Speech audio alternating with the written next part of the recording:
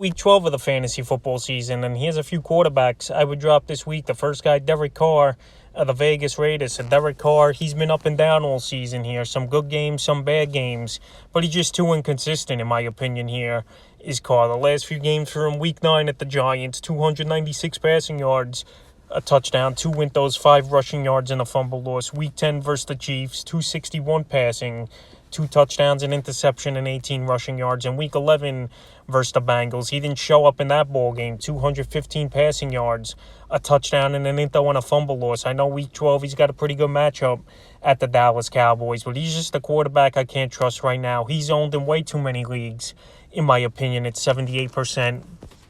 And obviously, there's better options in 12 and 10-team leagues than Derek Carr. And I would drop him this week. Because versus Dallas, he could have a good game. But this Dallas defense has been pretty decent versus quarterbacks this year here, holding them to the 12th least amount of fantasy points. So right now, if you got better options you could find than Carr, I definitely would drop him this week. The next quarterback I would drop this week, Carson Wentz, the Indianapolis Colts. So Carson Wentz, he was off to a hot start the first 6-7 weeks of the season.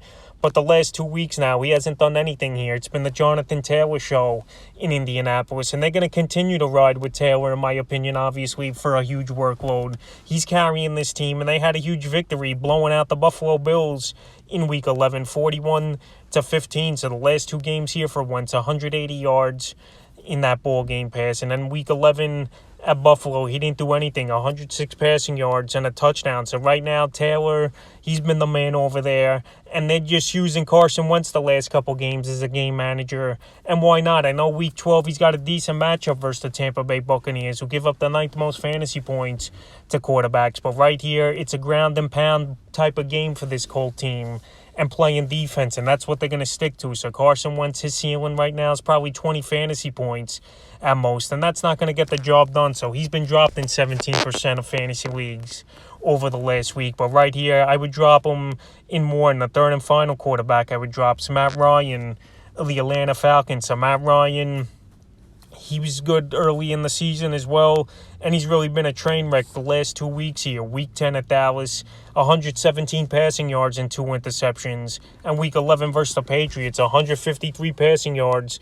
and 2 windows. So obviously, Calvin Ridley, we don't know how long he's going to be out, but that's possibly for the season for his off-the-field issues here. And Julio Jones, obviously a huge piece to this Falcon team for a decade before they traded him to the Tennessee Titans in the offseason. So right here, it's a good matchup for Ryan and the Falcons at the Jaguars in Week 12. But after 2 piss-poor performances like that, there's no way I could trust Matt Ryan.